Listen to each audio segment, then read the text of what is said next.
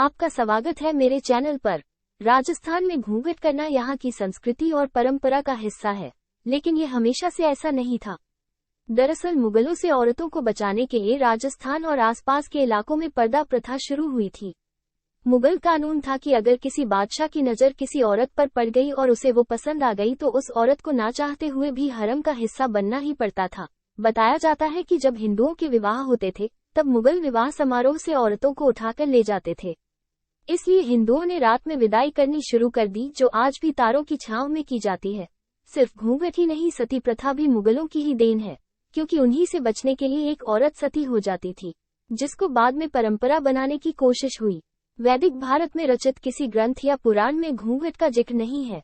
यहाँ तक कि मनुस्मृति तक में इस बारे में नहीं लिखा गया है, जिसमें औरतों को लेकर कई कड़े नियम बनाए गए थे। सिर्फ घूंघट ही नहीं, दूल्हे का सेहरा पहनना भी मुगलों की देन है।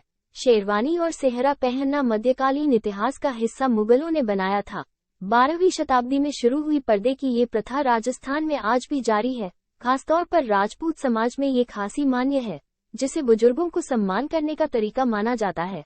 मुगलों के वक्त शुरू हुई ये प्रथा दरअसल मुसलमानों की नजरों से अपनी औरतों को बचाने के लिए बनाई गई थी, जिसे किसी औरत ने स्वेच्छा से स्वीकार नहीं किया था, बल्कि ये वक्त की मजबूरी थी।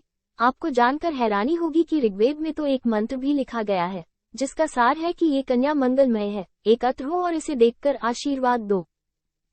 यही नहीं, आश्वलायन गृह सूत्र में लिखा गया है कि दुल्हन को घर ले जाते समय रुकने के स्थान पर दिखाकर बड़ों का आशीर्वाद और छोटों का स्नेह लिया जाए। इस लेख का मकसद किसी की भावनाओं को ठेस पहुंचाना नहीं है। राजस्थान में घूंघट करना एक मान्य परंपरा है। आधुनिक हो चुके यहाँ के लोग आज तक ये परंपरा निभा रहे हैं।